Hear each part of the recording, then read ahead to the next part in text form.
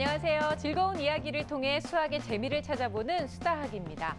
저희 수다학이 그동안 수많은 학생들과 학부모님들의 수학 고민을 해결해드리기 위해서 참 많은 노력을 해왔는데요. 신청 사연은 굉장히 많았지만 그중에서도 여러 가지 이유로 인해서 방송까지는 나가지 못했던 안타까운 사연들이 좀 있었습니다. 오늘은 그렇게 차곡차곡 간직해놨던 사연들 중에서 해결이 시급한 사연들만 골라서 특집으로 꾸며봤는데요. 자, 오늘도 전문가 선생님들과 함께 즐거운 수학 이야기 함께 해보도록 하겠습니다.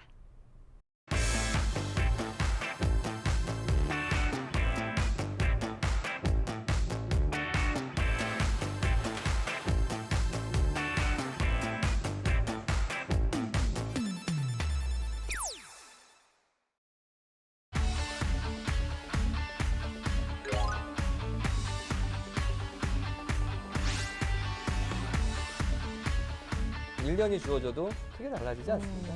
사실 빠른 속도로 수학이 극복된다는 건 거의 불가능할 거예요. 네. 비화 비율이 우리 일상생활 속에서 많이 사용되기 때문에 재미있는 예들이 많습니다. 네, 저희가 그동안 좋게 말하면 관찰 카메라, 나쁘게 얘기하면 몰래 카메라, 이를 통해서 수학 고민을 한번 해결해 봤었는데요. 사실은 이렇게 나의 일상의 모습을 보여주기가 좀 그렇다, 우리 집을 공개하기가 좀 그렇다 해서 사실은 불발된 경우가 좀 있었어요. 저는 충분히 그 마음 이해가 됩니다. 그쵸. 또 사춘기 때 이 TV에 자기의 얼굴이 나간다는 건 좀 굉장히 부담스러울 수가 있어요. 충분히 그렇죠. 저도 그게 아직도 부담스러워가지고 TV에 자주 안 나가거든요. 아유, 그래요. 부담스러워서 그런 거예요. 근데 사춘기 때 얼굴도 나가죠. 심지어 자기 또 방이 공개가 되고 집이 그래요. 공개가 되니까 네. 좀 꺼려하는 것 같아요. 네, 학생뿐만 아니라 집 공개가 가장 꺼려하는 사람이 바로 어머니죠. 엄마죠. 네, 그래서 이렇게 보다 보면 아무래도 집이 노출되다 보니까 어머 저 집은 깨끗하네, 어머 넓으네, 애 방은 이렇게 꾸며놨네 이렇게 다 노출이 되다 보니까 굉장히 부담을 많이 느끼죠. 네, 사실 저래도 선뜻 집 공개는 좀 어려울 것 같거든요. 근데 집 공개뿐만이 아니라 시간이 잘 맞지 않아서 또 다른 이유들 때문에 사실 방송에 너무 나오고 싶으시지만 그러지 못했던 경우가 많이 있었어요. 그래서 오늘은 저희가 그런 사연들 중에서도 굳이 댁을 찾아가지 않아도 아니면 생활하는 모습을 굳이 보지 않아도 해결할 수 있는 그런 사연만 좀 엄선해서 준비를 해봤습니다. 사실 고등학생의 경우 시간도 없을 수 있습니다. 야자, 학원, 그렇죠. 그렇죠. 예. 근데 또 생각해 보면 또 성적도 공개해야 되고 그러면 그게 이제 어떤 대학을 갈 수 있는 성적이다라는 걸 아는 사람은 또 알거든요. 네네. 그러니까 어떤 개인적인 일들 그리고 또 고등학생 정도 되면 아유 그래 어느 바뀌겠음 이런 또 기대감이 좀 적을 수도 있고 그래서 여러 가지 사정으로 지원을 못 하신 경우가 있을 것 같아요. 저는 그래서 오늘 고등학교 학생 사연이 좀 있었으면 좋겠습니다. 네. 아니면 또 잘 나가다가 성적이 갑자기 뚝 떨어져가지고 이제 부담스러워하는 아이들 있잖아요. 이런 경우에는 자기가 방송에 나갔을 때 성적 떨어져서 기분 안 좋은데 그게 또 자기가 노출되는 게 부담스러울 수도 있을 것 같아요. 네. 자, 과연 선생님들이 예상하신 이런 사연들 중에 어떤 사연이 나올지 좀 많이 기대를 해주시기 바라겠고요. 오늘 저희가 특집으로 꾸미는 수다학 첫 번째 사연부터 함께 만나보겠습니다. 안녕하세요. 초등학교 5학년 개구쟁이 남학생 쌍둥이를 둔 엄마입니다. 제가 사연을 보낸 이유는 쌍둥이의 수학 성적 고민 때문인데요. 4학년 때까지는 둘 다 90점에서 100점을 유지하고 비슷한 수준이었는데 5학년 2학기가 되니까 지금은 성적 차이가 점점 커지기 시작하네요. 한 아이는 100점을 유지하는데 한 아이가 80점에서 85점을 왔다 갔다 해서 제 속을 태웁니다. 특히 비와 비율 문제를 많이 어려워하고요. 두 명 다 일주일에 사흘은 수학학원을 다니고 집에서도 매일 보충을 해주고 있거든요. 이렇게 똑같은 지도 방식을 취하고 있는데도 왜 이렇게 다른 걸까요? 혹시 5학년이 되면서 반이 달라져서 그런 걸까요? 학교 선생님과 상담을 해봐도 충분히 잘 따라하고 있다는 말씀만 하셔서 수다하게 문을 두드려 봅니다. 이유는 무엇일지 또 어떻게 개선하면 좋을지 알려주세요. 사실 저는 저희 오빠하고 2년 차이가 났거든요. 오빠가 너무 공부를 잘해서 저는 늘 항상 열심히 해도 오빠보다 잘할 수가 없었어요. 근데 이렇게 비교되는 게 큰 상처가 되거든요. 특히나 이렇게 형제 자매 키우시고 또 이렇게 쌍둥이 같은 경우에는 뭔가 이게 성적에서 편차가 생긴다 그러면 부모님 입장에서는 잘하는 애를 마음껏 칭찬해주기도 어렵고 못하는 애를 마음껏 꾸짖기도 그렇고 참 여러 가지로 고민이 많이 되실 것 같아요.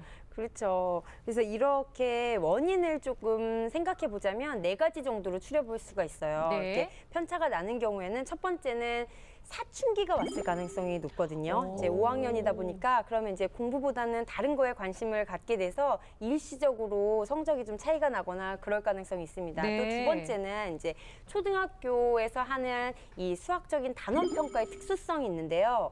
지금 초등학교 같은 경우는 각 단원별로 평가를 할 때 담임 선생님이 출제하거든요. 그러니까 반이 달라졌다는 건 아이들의 평가지가 다르다는 거예요. 그렇네요. 그러니까 얘들을 성적만으로 비교했을 때 같은 문제로 하는 것이 아니기 때문에 어떤 선생님은 되게 쉽게 내서 다 100점이 맞을 수도 있고 어떤 다른 반 선생님은 좀 어렵게 내서 그 반 평균이 낮아질 수도 있기 때문에 굳이 비교를 한다면 그 반 내에서 이제 비교를 하는 게 좋죠. 네네. 네. 그리고 또 이제 세 번째 원인을 한다면 이 아이가 지금은 이제 공부를 똑같이 하고 있지만 같은 학습을 겸하고 있지만 어떤 개념이나 단원에 대해서 후행이 필요한 경우가 있을 수 있어요. 그래서 그 개념이 부족하기 때문에 같은 공부를 받아도 이해력이 떨어지기 때문에 일시적으로 점수가 낮을 가능성이 있고 마지막으로 문제 해결할 때 뒷마무리 습관이 이제 막 흘겨 쓴다거나 답을 쓸 때 뭐 빠뜨린다거나 네. 이런 게 습관화되다 보면은 일시적으로 계속 점수가 깎여서 그런 점수가 나올 수 있습니다.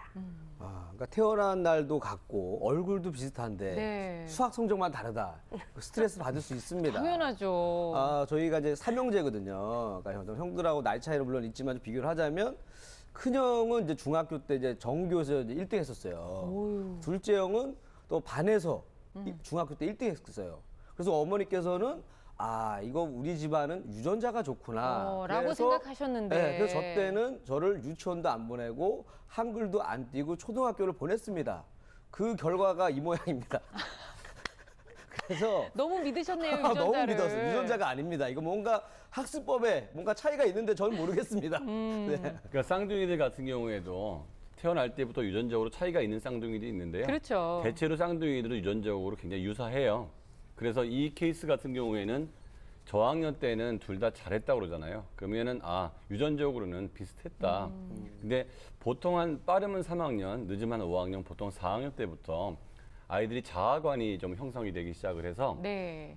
그 스스로 친구들을 사귀게 되고 거기서 인정받고 싶어하고 이런 문제가 생기거든요. 즉 집안에 있는 환경보다는 집 이외의 환경이 나를 좌지우지하기 때문에 거기서 둘의 차이가 생겼을 수도 있고 네. 쉽게 말하면 한 아이는 공부를 열심히 하고 잘하는 아이들하고 연결돼서 더 잘하겠다는 생각이 들었을 수 있고 한 아이는 그렇지 않은 아이들을 사귀었을 가능성도 있다는 거죠. 그러면 같은 쌍둥이지만 그 환경적인 요인이 바뀌기 시작해서 습관이 바뀌거든요. 습관이 바뀌는 게 한번 시작하면 그게 또 항상성을 갖고 있기 때문에 좋은 습관은 계속 좋은 습관대로 가고 네. 안 좋은 습관은 안 좋은 습관대로 가서 그 격차가 조금씩 더 벌어지는 경우가 충분히 있을 수 있습니다. 벌어지기 전에 저희가 어떻게든 또 좁혀드려야겠죠. 근데 지금 환경 말씀을 하셔서 생각해 보니까 4학년 때까지는 같은 반이었는데 5학년 때부터 다른 반이 됐다고 말씀을 하셨거든요. 그러니까 결국은 진짜로 생활에서의 그 환경 변화가 분명히 있었던 거잖아요. 여기에서부터 차이가 나진 않았나라는 생각이 들기도 하는데 해결책은 어떻게 주실 수 있을까요? 사실 이 쌍둥이라도 이 개인의 특성을 제대로 파악하는 게 우선 첫걸음이 아닐까 이런 생각을 합니다. 아무리 쌍둥이라도 개인차가 없을 수 없거든요. 그렇죠. 분명히 있을 겁니다. 그래서 성격이나 뭐 행동, 관심사 이런 것들을 판단을 하셔서 그 개인차를 발견을 하셨다면 그 발견을 한 것을 어머니가 좀 인정을 하시고 그 부분을 좀 잘 잡아주시면 분명히 변화가 올 거라고 생각합니다. 만약에 이 친구가 지속적으로 80점에서 85점을 받는다면 아마도 2가지 가능성 중에 하나일 것 같아요. 첫 번째는 이제 연산에서 계속 실수를 한다던가 아니면 답을 쓸 때 빠뜨리다던가 네. 또는 체계적으로 쓰지 않아서 자기가 푼 것도 잘 모르는 거죠. 정리를 못한 게 습관화됐을 가능성이 있고요. 또 두 번째는 스토리텔링형 문제라던가 아니면 특정 단원에 대해서 거부감이나 어려움을 느껴서 그 문제 유형만 나오면 아예 손을 못 댄다던가 그 포기해서 그렇게 특정한 점수 10점에서 15점 점수만 맞지 못할 가능성이 있어요. 네. 이런 경우에는 하루에 10문제 정도씩 연산 문제를 매일 연습을 하되 시간을 아주 충분히 줍니다. 그리고 또박또박 그 풀이 과정을 체계적으로 적는 연습을 계속 지속적으로 시키는 게 좋고요. 만약에 스토리텔링형 유형 같은 특정한 유형에 거부감을 가지거나 어려움을 갖는 경우에는 이 아이에게 혼자서 하라고는 할 수 없고 도움을 주는 경우가 좋아요. 근데 아이의 실력에 따라 또 도움이 다르거든요. 만약에 이 아이가 잘한다. 네. 그럴 경우에는 이제 인터넷 강의라던가 그런 자료를 줘서 스스로 공부하게 하고 기초적인 개념이 좀 떨어지고 좀 실력이 부족하다. 그럴 때는 개인 교습과 같은 특수하게 도움을 주는 게 필요합니다. 네. 근데 이런 게 좀 궁금한데요. 사실 쌍둥이라고 하면 방도 같이 사용할 확률도 있고 또 공부도 같은 공간에서 할 수도 있는데 이렇게 성적 차이가 나기 시작했을 때 공부를 혹시 분리해서 시켜야 되는 건 아닐까? 이런 고민도 좀 해보실 수 있을 것 같아요. 그 분리를 해야 될 경우에는 이제 공부로 경쟁이 붙어서 한 아이가 심하게 위축받아서 그좀 자존감이 떨어지는 모습이 보인다. 네네. 이런 경우 혹은 둘이 붙여놨더니 둘 다 공부는 안 하고 우리가 한번 사례를 한번 방송한 적이 있었는데 계속 놀기만 한다. 그거는 분명히 예, 떨어뜨려 그런 놔야죠. 경우에 불려놓는 게 좋은데요. 그 남자 형제들은 그 같은 걸로 경쟁을 안 하는 경우가 많아요. 그래서 이런 케이스에는 구태여 분리할 필요는 없어 보이고 여자애들은 좀 같은 걸로 경쟁하는 경우도 좀 네. 있거든요. 그리고 지금 이 케이스 같은 경우에는 한 애가 굉장히 모범적이라 그러면 두 번째 애가 경쟁이 아닌 그거를 조금이라도 그 좋은 표본으로 보고 따라갈 가능성이 있기 때문에 구태여 분리 안 하는 게 좋을 것 같습니다. 네. 김희진 선생님 아까 말씀하셨던 것처럼 어느 부분에서 이 아이가 부족한 부분이 있을 거다. 거기서 놓치는 점수일 거다라고 말씀하셨는데 아이가 정말 비와 비유를 좀 어려워한다고 하잖아요. 이 부분은 좀 어떻게 해결해 볼 수 있을까요, 선생님? 비와 비율은 5, 6학년 어린이들이 정말 많이 어려워하는 단원이에요. 그런데 되게 중요한 게 뒤에 이제 원주율이나 백분율까지 연계가 돼서 굉장히 중요한데 아예 모르는 게 아니라 헷갈려 하거든요. 근데 다행스러운 것은 이 비하 비율이 우리 일상생활 속에서 많이 사용되기 때문에 재미있는 예들이 많습니다. 뭐 예를 들어서 어린이 2명이서 피자 뭐 한 판을 먹는다면 네. 어린이 9명이서는 뭐 몇 판을 먹을까? 뭐 이렇게 일상생활에 적용하는 것도 많고요. 음식의 농도라든가 야구의 타율이라든가 뭐 농구의 자유투 성공률 또는 외국 여행 갈 때 뭐 그 환율 그런 것도 적용할 수 있고 지도의 축척 할 때도 적용할 수 있고 일상생활 속에서 다룰 수 있는 예들이 너무 많기 때문에 비하 비율을 모른다고 해서 막 공부만 파헤쳐서 그 개념만 밑줄 긋고 읽어 배워 이런 거라기보다는 다양한 예를 접목해서 이거구나 하고 이렇게 감을 잡을 수 있게 그 네. 비율에 대한 감을 잡을 수 있도록 해주는 게 좋겠습니다. 그래서 구체적인 방법으로는 이런 거를 재미있게 풀어 쓴 책을 초등학교 때는 진짜 책을 많이 읽어야 돼요. 저는 저희 아이에게 하는 교육이 정말 독서 교육 하나밖에 없거든요. 이제 진짜 책을 많이 읽어야 돼요. 그래서 많이 접해주도록 하고 그 외에는 또 이렇게 비와 비율, 쌍둥이다 보니까 2권의 문제집을 구입하면 좋을 것 같아요. 한 권 말고 2권 이상 정도의 문제집을 구입해서 거기에서 비와 비율 단원만 문제를 추려서 그 문제를 유형별로 정리해서 한번 제대로 문제풀이 연습을 해보는 것을 권합니다. 네. 비와 비율을 배우는 방법에 뭐 저런 방법도 있지만 네. 가장 좋은 거는 좀 돈이 왔다 갔다 해야 되거든요. 그러니까 현실적인 감각을 좀 키우면서. 그렇죠. 예전에 그 쌍둥이 가수 네. 랑현랑아가 있었습니다. 기억나네요. 진짜. 기억나시죠? 네네. 랑현랑아가 어린 나이에 매니지먼트 계약을 했잖아요. 네. 계약을 하면 계약서에 이제 수익의 뭐 7대 3인지 5대 5인지 계약을 하거든요. 이게 비율 네. 아니겠습니까? 그래서 돈이 왔다 갔다 하기 때문에 이 비율에 대해서 좀 빨리 공부할 수가 있다. 그러니까 빠른 시일에 매니지먼트 계약을 하게 되면 비율을 공부할 수가 있으니까 하면 어떨까 제 생각입니다. 아니, 네. 제가 보기에는 이렇게 하면은 아이가 비와 비율을 알게 되는 게 아니라 어머님하고 아버님이 비와 비율에 좀 강해지실 것 같아서. 그러면 원천징수까지 아주 바삭해집니다. 그렇죠, 그렇죠. 네, 원천징수 몇 프로? 3.3%. 그렇죠. 네, 정확하게 알고 계시네요. 근데 사실 어머님이 지금 걱정하고 계시는 거는요. 이렇게 두 아이가 차이가 나는 것이 지금만이 아닐 거라는 거예요. 사실 중학교 들어가서 고등학교 돼서까지도 아이들이 이렇게 좀 차이가 나면 그때는 어떻게 교육하고 또 어떻게 공부를 좀 이렇게 제시를 해줘야 되는지 그것도 많이 걱정되실 것 같거든요. 예, 사실 좀 집안에서 같이 오래 살다 보면 비교당하는 일이 많거든요. 그렇죠. 네. 그래서 비교를 좀 안 하셨으면, 좀 비교 금지하셨으면 좋겠는데 그런데 이게 생활하다 보면 은연중에 말로 안 하더라도 은연중에 행동으로 조금씩 표현이 되거든요. 그 그걸 또 아이들이 다 느껴요. 아이들은 또 다 느낍니다. 그러니까 전혀 안 하실 수는 없겠지만 그걸 줄여 나가셔야 된다라는 것은 명심하셔야 될 것 같고요. 네. 예, 아이들의 개별적인 특성을 좀 고려하셔서 교육을 하시는 게 맞습니다. 분명히 그 아이도 잘하는 게 있습니다. 그래서 그 잘하는 것을 더 키워줄 수 있는 개별적인 특성을 고려하셔서 그렇게 지도를 해주시는 게 가장 좋은 교육 방법이라고 생각합니다. 그러니까 뭔가 잘하는 걸 찾아주는 것도 또 부모의 역할이니까요. 저도 쌍둥이 친구들을 지도하실 때는 이렇게 기르실 때는 반드시 둘을 다른 객체로 보고서 네. 이렇게 지도해 주시는 게 좋을 것 같아요. 보통 어린이들이 초등학교에 입학할 때 쌍둥이에게는 이제 특권을 주거든요. 같은 반으로 할까요? 아니면 다른 반으로 분리할까요? 그리고 요청을 하면 거의 대부분이 다른 반으로 분리해서 입학을 시키거든요. 그래서 그런 걸 보면 아이들 자체도 그냥 다른 객체로 존중받고 싶어하고 그렇죠. 또래 집단도 다 달라요. 친구들이 네. 그런 뭉치들이 다 다르기 때문에 어머니도 그렇게 봐주시는 게 좋아서 기를 때는 동시에 두 아이를 기른다가 아니라 그냥 자매, 형제, 남매를 기른다는 생각으로 다르게 생각을 하시고 그리고 실제로 사례 중에 어머니께서 이렇게 학습적인 면에서 차이가 났을 경우 잘하는 아이한테 못하는 아이를 지도를 하라고 이렇게 한 사례가 있었어요. 네. 굉장히 안 좋았거든요. 아니 근데 우리가 네. 또래 학습 얘기를 하는 걸 보면 사실은 그런 영향이 나쁜 것만은 아닐 수도 있지 않나요? 그런데 이 쌍둥이 친구들은 어릴 때부터 이제 약간 경쟁을 하고 자라왔고 아. 그리고 내 자녀나 가족들을 가르치는 거는 교사인 저도 사실은 쉽지 않아요. 네. 그러니까 가족들하고 이렇게 또 친구들하고 놀면서 배우는 거하고는 되게 다르거든요. 그래서 그리고 이거는 니들이 같이 공부하면서 지도회가 아니라 네가 얘 좀 가르쳐줘 이런 거기 그렇죠. 때문에 되게 다르기 때문에 그런 것은 꼭 주의해 주실 필요가 있습니다. 아, 그 얘기만 들어도 제가 다 자존심이 상하네요. 누가 나를 가르쳐준다고 해서 그것도 똑같은데 쌍둥이인데 이건 좀 그럴 것 같아요. 오늘의 사연의 주인공은 사실 이제 쌍둥이지만 사실은 뭐 연년생을 키우고 계시는 부모님들이나 아니면 뭐 형제 자매 뭐 나이 차이가 많이 나지 않은 형제 자매를 키우는 부모님들한테도 좀 조언해 주실 게 있을 것 같아요. 일단 그 우리 집에서 난 아이의 유전적인 것이 비슷하다는 전제 하에 그게 큰 차이가 나면은 뭐 그거는 환경을 바꾼다고 되는 일은 아닌데 집안 내의 환경에서의 큰 차이는 없을 거 아니에요. 그러면 둘의 집 밖에서의 환경 차이가 뭔지 엄마는 참 볼 필요가 있는 것 같아요.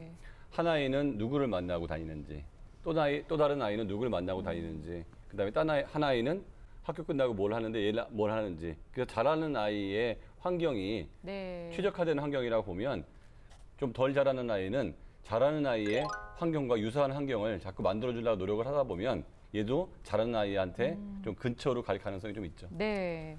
우리 삼형제를 키우셨던 우리 어머님의 이 교육 철학이 있습니다. 기대됩니다. 공부는 팔자다. 이렇게 하셨기 때문에 오로지 뭐 따로 뭐 시키지 않으셨어요. 네. 다 공교육에 맡기시고 잘하면 잘하는 애고 못하면 못하는 애야. 이렇게 하셨거든요. 그러니까 자기 그릇대로 어차피 클 거다라고 생각을 네. 하시는 거죠. 대신에 저희 어머님은 이제 비교는 안 하셨어요. 큰형이 공부를 잘해도 너 막내 너 왜 이렇게 공부 못해? 네. 이러진 않으셨거든요. 그래서 그나마 이렇게 된 거예요. 네, 맞아요. 칭찬을 많이 해주셔가지고. 진짜 어머님이 그냥 마음을 많이 비우셨을 것 같아요. 제가 봤을 때는 그 연년생 뭐 자매라든가 형제들 그리고 좀 나이 차이가 적게 나는 그런 자녀분들을 지도하실 때 기르실 때는 놀이하고 공부를 분명하게 구분 지어야 돼요. 네. 사실 나이 차이가 한두 살 나면 노는 거는 너무 잘 놀거든요. 맞아요. 오히려 잘 어울리면서 소꿉놀이도 하고 재밌게 노는데 공부는 달라요. 놀이와 그 한 학년 차이가 나도 공부의 양과 수준이 확연하게 다르기 때문에 그걸 가지고 대충 1년 차이 나니까 2년 차이 나니까 비슷비슷하게 해서 얘는 잘하는데 너는 왜 못하냐 이렇게 하시면 안 될 것 같고 네. 그리고 학년이 다르다면 같이 공부시키는 거는 저는 절대 권장하지 않거든요. 그래서 꼭 학년별로 구분을 해서 네. 공부를 시킬 수 있도록 해야 합니다. 오늘은요 쌍둥이 관련된 사연이다 보니까 안 키운 엄마로서는 어떤 조언을 해드리지라고 생각을 했어요. 근데 사실 쌍둥이라고 해서 이 아이들이 늘 항상 똑같을 거다라고 하는 이 편견의 그 생각을 깨는 게 가장 중요하다는 생각이 들고요. 쌍둥이라고 할지라도 각자의 개성과 각자의 특성과 각자의 취향을 아주 고려해줘야 된다는 생각이 들고 가장 기본적인 건 바로 비교하지 말자. 네, 꼭 기억해 두셔야 될 것 같습니다. 자, 두 번째 사연 함께 만나볼게요. 중학교 2학년 남학생을 둔 엄마입니다. 아이가 아빠 직장 때문에 2학년 1학기 때 갑자기 전학을 오게 된 상황인데요. 이곳은 지역 이름만 대면 알만한 교육열이 아주 높은 동네입니다. 첫 시험을 치른 후 성적표를 받고 아이가 많이 좌절했습니다. 이전 학교에서는 전교 1, 2등을 다툴 정도로 수학을 잘했었는데 이 학교에서는 전교 기준 15% 정도로 석차가 뚝 떨어졌거든요. 실력이 떨어진 것 같지는 않은데 아무리 열심히 공부해도 도무지 등수가 올라가지 않습니다. 그래서 아이가 더 힘들어하는데 뭐가 문제인지 도통 모르겠네요. 어떻게 하면 예전의 모습을 되찾아줄 수 있을까요? 주말 부부가 되더라도 아이를 데리고 다시 예전 학교로 돌아가야 하는 걸까요? 수다학 선생님들 현명한 방법을 알려주세요. 아유, 엄마는 또 얼마나 속상하시고 아이는 아이대로 얼마나 또 속상할까요? 사실 열심히 하고 있는데 심지어 전 학교에서 뭐 1, 2등을 하던 아이가 갑자기 학교를 옮기고 나서 이 등수가 너무 뚝 떨어져 버려서 지금 걱정이라고 하는데요. 선생님, 근데 이게 진짜 가능한 일인 건가요? 충분히 가능하죠. 요새 보면 서울 안에서도 아니면 전국 단위로 치면 더 심하고요. 네. 아이들의 그 수준 차이가 굉장히 크고요. 수준 차이가 크다는 거는 출제자의 문제도 차이가 되게 크거든요. 만약에 교육열이 높은 곳으로 내가 그리고 이게 전학을 간다면 최소한 가기 전에 그 동네 아이들이 그 보는 시험 문제를 미리 입수해서 볼 수가 있거든요. 네. 그래서 봐보고 내가 몇 점 정도가 이게 나오는지 보고 가서 물어보면 이 정도 점수면 그 학교에서는 몇 등 정도라는지를 예측하고 가면은 내 나오는 절대적인 등수에 의해서 좌우될 필요가 없는데 네. 그냥 무조건 내가 몇 명 중에 1등을 했는데 그 학교 가서도 당연히 1등 할 거라고 생각하고 갔을 때는 예측을 잘못한 거기 때문에 그 결과를 내가 수용할 수 없어서 그렇죠. 거기서 혼동이 생길 수가 분명히 있습니다. 좀 안 된 것 같아요. 좀 스트레스가 있을 것 같고 네. 쉽게 얘기해서 그 뱀의 머리로 살다가 용의 꼬리가 된 거잖아요. 예? 제가 뭔가 좀 조언을 해주고 싶지만 제가 용의 꼬리, 뱀의 꼬리, 심지어 지렁이 꼬리, 이 꼬리 생활만 했기 때문에 네. 그 친구의 마음을 이해를 할 수는 없어요. 하지만 아니, 솔직하게 인정하니까 너무 다행이네요. 막 아는 그래서 척하면 화났을 것 좀 같아요. 잘 되다가 안 됐어야지 어떤 심정인지 내가 좀 조언을 해줄 텐데 네. 늘 꼬리로만 있었기 때문에 제가 좀 도움이 안 되네요. 미안해요. 그거는 뭐 피차 일반입니다. 네. 지금 이 학생의 경우를 보면요. 경기도의 한 중학교에서 그 교육열이 높다고 하는 서울 강남에 이제 입성을 하게 된 거죠. 그러다 보니까 이렇게 실력 차이라고 하기는 그렇고 이제 등수 차이가 이제 나게 되는 건데요. 엄마께서는요, 아이가 너무 자신감이 떨어져 하니까 내가 주말 부부를 해서라도 이 아이의 자존감을 높여줘야 되나 뭐 이런 생각까지 하고 계신다고 하는데요. 어떤 선택이 가장 좋다고 선생님 생각하시나요? 이게 쉽게 결론 내릴 수 없는 문제입니다. 그쵸. 정말 심각하게 고려해 봐야 될 문제이거든요. 전학 가기 전에 사실은 고민했어야 될 문제입니다. 그래서 앞으로 만약에 전학을 생각하신다면 이런 것까지, 이런 영향까지를 고려하시고 전학을 결정하시는 게 정말 좋을 것 같습니다.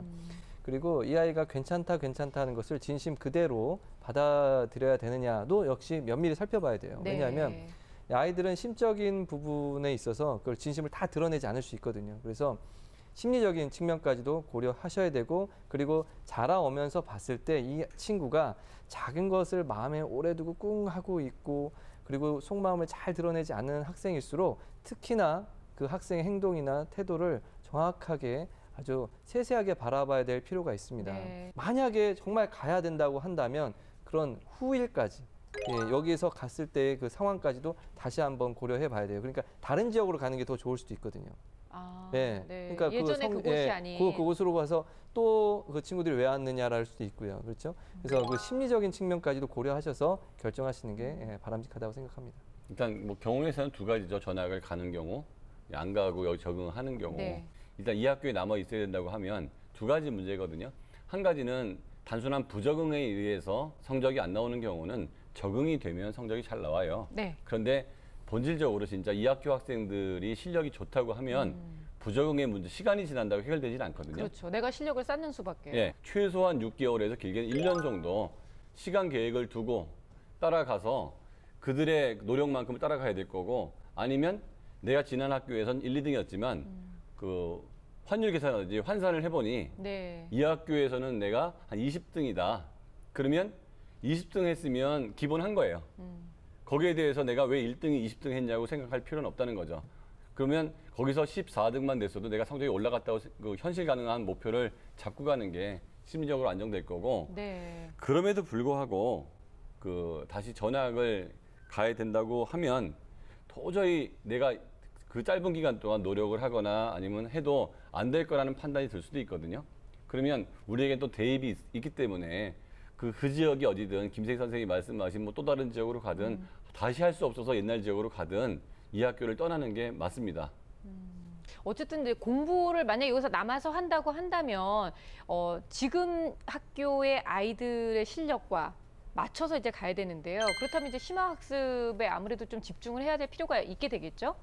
네, 근데 제가 봤을 때는 이 친구는 전에 학교에서 전교 1, 2등을 했던 친구잖아요. 그래서 단순히 이제 학습적으로 결함이 있다거나 그런 것 같진 않아요. 네. 그래서 단순 심화보다는 이 학교의 평가 문화에 좀 적응을 할 필요가 있다고 봐요. 그래서 강의하시는 선생님이나 출제하시는 선생님의 성향, 이 학교에서 중시하는 특징, 특히 지필평가뿐만 아니라 수행평가에 네. 있어서 어떻게 평가를 하고 뭐가 중시되는지를 관찰을 통해서 상시로 잘 기록을 좀 해두고 또는 친구 있잖아요. 친구들한테 야 이거 뭐 나와? 주로 뭐 해? 너 뭐 했어? 하고 이제 물어보면서 그것을 좀 익숙하게 해서 그거에 맞춰서 연습을 하면은 좋은 성적을 나올 것 같아요. 네. 우리 김희진 선생님이 천사의 방법을 제시했다면 네. 제가 악마의 방법을 제시해드리도록 하겠습니다. 근데 왜 이렇게 솔깃해지죠? 이 공부 잘하는 친구들에게 네. 이 친구들 호기심이 많은 친구들이거든요. 정말 시험에도 나오지도 않는 정말 어려운 수학 문제집을 선물해 주는 겁니다. 그래서 그 친구들이 그 문제집에 정신 팔려 있을 때 다른 거 열심히 공부해가지고 따라 올리는 거죠. 교란 작전. 교란 작전을 쓰는 겁니다. 정말 시험에 안 나오는 거죠. 정말 쓸데없는 짓 하게 만들어 놓고 자기는 열심히 공부해서 따라가는 방법. 또 괜찮지 않습니까? 근데 공부를 그렇게 잘하는 아이들이 그런 교란 작전에 넘어갈 수 있을지 그거는 잘 모르겠어요. 근데 지금 이제 중학교 3학년이니까요. 앞으로도 이제 고등학교 진학도 걱정이 좀 될 것 같은데 선생님들께서 진짜 요거는 놓치면 안 돼라고 얘기할 만한 수학 학습의 꿀팁이 있다면 좀 알려주세요. 사실 중학교 내용은 고등학교에서 직접적으로 쓰이진 않으나 바탕에 깔려 있어서 중학교 수학을 못하면 고등학교 수학을 할 수가 없어요. 그래서 뭐 결과를 만들어낸다든가 이런 기본적인 것들이 대부분 중학교에서 배운 겁니다. 사실 뭐 중학교는 또 초등학교에서 배운 내용들이 많이 나오잖아요. 그러니까 네. 베이스가 없으면 사실 기초가 없으면 수학은 하기가 어려워요. 그러니까 이제 조금 학년이 올라가기 전에 방학이라는 기간이 있으니까 만약 부족하다면 그런 부분들을 열심히 채워서 해야 됩니다. 그리고 고등학교에 올라올 때 많은 학생들이 중학교 교과서를 다 버리고 옵니다. 절대 안 되죠. 정말 안 됩니다. 이 학생들이 정말 실수하는 게 그겁니다. 이제 올라와서 고등학교에서 공부하는데 중학교 생각이 안 나요. 그럼 찾아볼 책도 없어요. 그렇네요. 중학교 그 참고서를 안 사거든요. 그러니까 기억에 의존하는데 찾아볼 것도 없고 기억은 또 안 나고 그러니까 그 자리에 머무는 거예요. 그러니까 중학교 교과서 절대로 버리지 말고 특히 수학 교과서 차근히 잘 챙겨놨다가 혹시라도 모르는 게 있으면 사전처럼 좀 찾아보고 네. 뒤적뒤적 거려보고 하면 정말 많이 도움 되거든요. 물어보면 거의 100이면 100 거의 없습니다. 그랬던 것 잘하는 같아요. 아이들 몇 명 말고는 교과서를 가지고 있지도 않아요. 이거 정말 중요한 겁니다. 네네. 이 아이가 교육열 높은 동네로 왔어요. 사실 빠른 속도로 수학이 극복된다는 건 거의 불가능에 가까워요. 네. 그러니까 아무리 노력을 해도 그러니까 그게 된다고 생각하는 것 자체가 문제죠. 다만 포인트가 있어요. 이렇게 교육열이 높은 동네 애들은 굉장히 선행을 많이 하거든요. 네. 그러니까 이 아이가 빨리 선행을 포기해야 돼요. 그냥 현행에 그렇죠. 집중을 해야 되는군요. 너희들이 선행을 할 때 난 중간고사, 기말고사에만 집중을 하겠다라고 하면 네. 같은 수학 공부를 했을 때 이 아이는 중간고사, 기말고사에만 집중을 하잖아요. 네. 그럼 거기서 가능성이 보이는데 나도 선행을 하고 시험도 잘 보겠다. 그럼 걔네들하고 비교가 안 될 거고. 할 거 똑같이 다 해서는 안 된다는 말씀이시죠? 그렇죠. 그 다음에 그 내신 관리에 이 정도로 하다 보면 이 아이가 전체적인 밸런스는 잘 못할 가능성이 있거든요. 그래서 국영수 실력이 아주 상위권이 되지 않는다면 너희들이 특목고를 준비할 때 난 지역에 있는 일반고를 가겠다. 요 정도 전략을 짠다면 한 1년에서 2년 안에 이 아이가 오히려 잘했던 아이보다 더 위로 올라갈 수도 있어요. 근데 상황이 이렇게 되면은요, 어머님이 너무 아버님이 또 너무 미안한 마음이 드실 것 같아요. 괜히 전학시켜서 내가 판단을 잘못해서 아이한테 이렇게 너무 큰 고민을 안겨주는 게 아닌가라는 생각이 들 것 같은데요. 어떻게 하시면 좋을지 어머님의 역할에 대해서도 우리가 좀 함께 얘기 나눠봤으면 좋겠어요. 저는 어머니께서 너무 조바심을 안 내셨으면 좋겠어요. 뭐 여기에 이제 특수하게 공부를 잘하는 아이들이 모여 있고 뭐 1점 차이로 뭐 이렇게 많이 울고 웃고 막 한다고 하는데 그래봤자 중학교 평가고요. 네. 거기에 계신 선생님이 그냥 출제내는 문제일 뿐이에요. 그렇죠. 뭐 대단한 문제도 아니고. 그래서 제가 봤을 때는 막 조바심 내고 무슨 정보를 해야 되고 뭐 학원을 보내야 되고 이런 거보다는 그 내는 출제자 선생님이 직접 강의를 한다는 게 그런 학교에 다닌다는 게 되게 장점이잖아요. 그래서 수업 시간에 정말 기본이겠지만 집중적으로 듣고 1초도 빠짐없이 제가 그랬거든요. 학원 다니기 힘들면 선생님 말을 농담도 다 받아 적었거든요. 네네. 그러니까 못 알아들어도 그냥 적어 놓고 우선 이해 못했던 것은 주 2회 정도 교무실에 가서 선생님한테 여쭤보고 이해를 듣고 이런 활동들을 좀 해서 실력을 길렀으면 좋겠습니다. 이 경우 이 학생 분명히 기본 실력은 있을 거예요. 네. 그렇다면은 실력을 키우기 위해서는 집중적으로 노력을 해야 되는 건 분명히 당연한 겁니다. 그럼 어떤 시간을 어떻게 활용해서 하느냐 이것도 중요하거든요. 그래서 주말을 좀 활용해서 집중적으로 약한 부분을 공략하는 게 맞고요. 평소에도 자기 수준에 맞는 중상위권 이상의 문제집을 꾸준히 하는 게 답인데 네. 이것들을 얼마나 깊게 제대로 해내느냐가 문제인 거죠.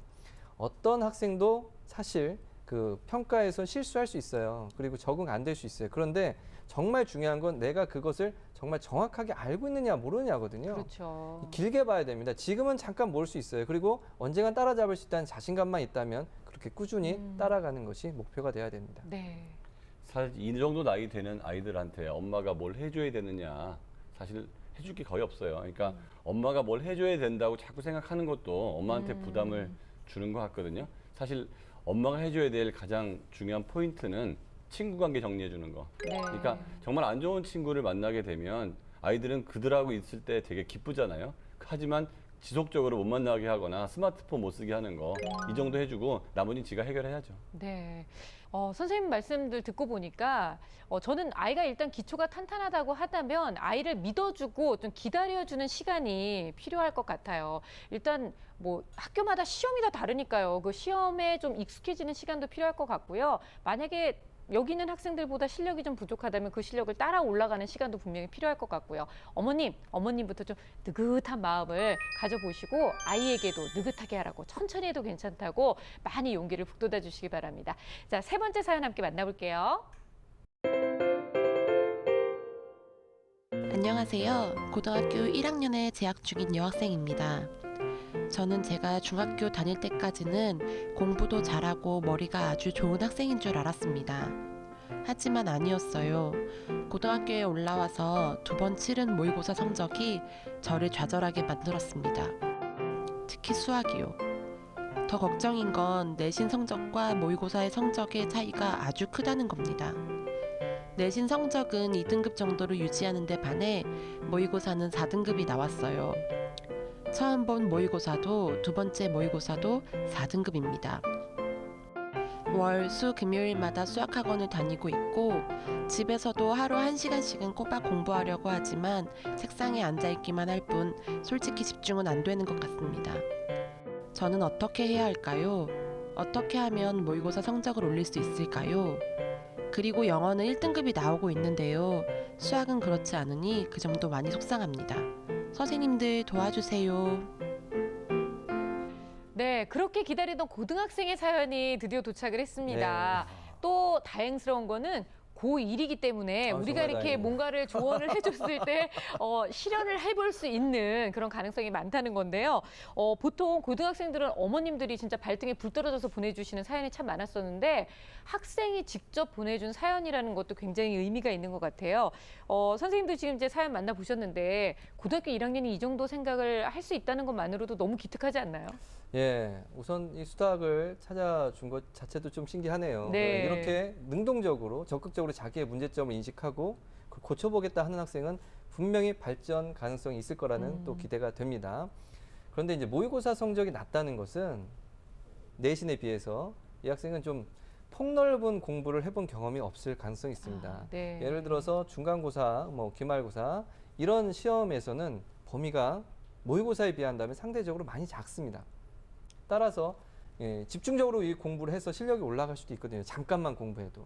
그런데 상대적으로 범위가 넓은 모의고사는 아무래도 단기간에 실력을 올리기는 어렵죠. 그걸 경험해 보지 않은 학생들은 그렇게 공부를 장기간, 즉 단기간인 장기간 이렇게 학습하는 법을 모르는 학생들은 이걸 극복하는 것이 쉬운 일이 아닙니다. 따라서 공부 방법을 조금씩 바꿔보고 복습을 자주 해야 약간의 변화라도 조금씩 생깁니다. 네. 사실 그 초등학교 때 만난 수학은요. 되게 귀여운 강아지 같아요. 그죠? 귀엽잖아. 귀여워 하다가 네. 한 고등학교 때 만나는 수학은 무서운 사냥개로 변해 아유, 있습니다. 맹견이죠, 맹견. 맹견 무서운 거예요. 보기만 해도 피하고 싶고. 그래서 야, 이거 수능을 계속 수학 공부를 해야 되나 말아야 되나. 그 시간이 그냥 허투루 돌아갈까 봐 오히려 네. 그 시간에 영어 수학 공부, 영어나 국어 공부하면 어떨까.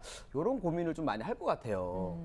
네, 보통 그 내신 같은 경우는 범위가 좁고 깊고 또 이제 강의하시는 선생님의 그 출제 경향이 많이 반영되는 반면에 모의고사는 범위가 넓고 이제 많은 학생들이 공통으로 보기 때문에 좀 일반적이잖아요. 그래서 모의고사의 수학을 굉장히 학생들이 정말 많이 어려워하더라고요. 국어 같은 경우는 뭐 이해를 하고 풀면 되고 사회나 과학 같은 경우는 일단 한번 그거를 접해봤다면 기억을 더듬어서 어느 정도 성적을 노력한 거에 비해서 비례적으로 올릴 수 있는 여지가 있는데 모의고사 수학 문제는 유독 기본 몇 문제 빼고는 이제 뒤에 어려운 것들은 손도 못 대고 되게 힘들어하는 경우가 많아요. 네. 그래서 어쩔 수 없는 것 같아요. 이런 경우에는 정말 모의고사를 많이 풀어보고 그런 문제를 계속 접해보는 연습을 꾸준히 해야 되는 필요가 있는 것 같아요. 그렇군요. 일단은 뭐 어떠한 것이든 간에 뭐 꾸준히 노력을 해보기에는 충분한 시간적 여유가 있다라고 볼 수 있는 거죠, 선생님?